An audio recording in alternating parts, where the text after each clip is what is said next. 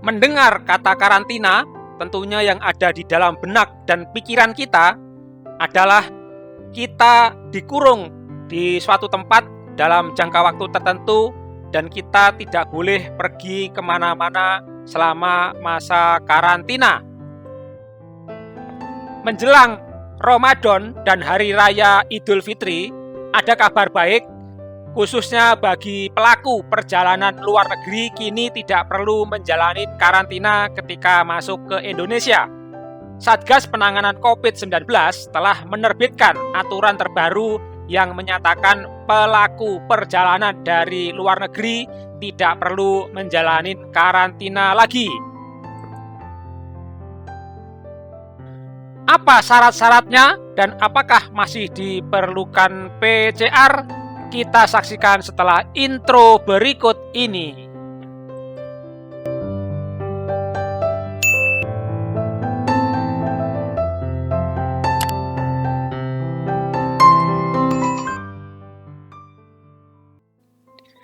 Teman-teman, sebelum video ini kita lanjutkan, saya ucapkan terima kasih kepada teman-teman yang dengan setia telah memberikan supportnya dan telah subscribe pada channel Gito Abi Gavin. Dan kepada teman-teman yang baru menemukan channel Gito Abi Gavin, dipersilahkan untuk memberikan support dan dukungannya agar saya lebih semangat lagi membuat video-video terbaik. Silahkan dibantu dengan cara klik tombol like, subscribe, share ke media sosial Anda, dan jangan lupa bunyikan loncengnya agar teman-teman menjadi orang yang pertama mendapatkan update terbaru dari channel Gito Abi Gavin. Baik teman-teman, aturan bebas karantina untuk pelaku perjalanan dari luar negeri itu tertuang dalam surat edaran nomor 15 tahun 2022 tentang protokol kesehatan perjalanan luar negeri dalam masa pandemi COVID-19 yang berlaku mulai 23 Maret 2022.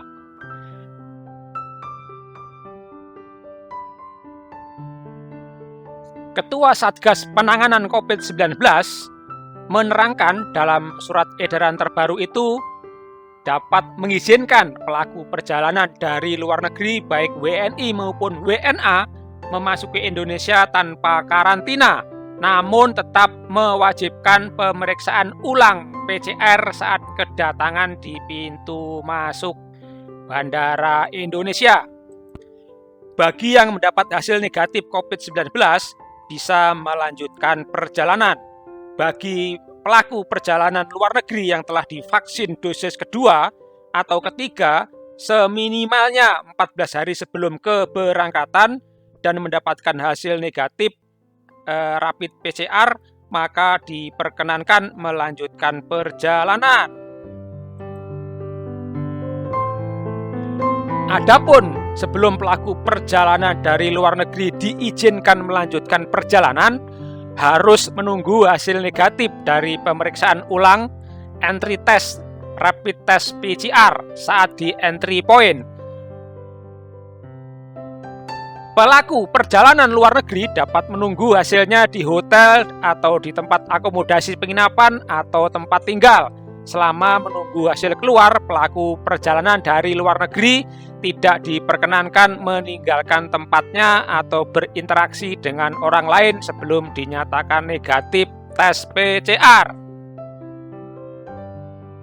Hal yang sama juga diberlakukan kepada pelaku perjalanan dari luar negeri dengan kondisi kesehatan khusus atau memiliki penyakit penyerta atau komorbid sehingga belum dapat divaksinasi COVID-19, namun wajib menyertakan surat keterangan dari rumah sakit pemerintah negara asal keberangkatan.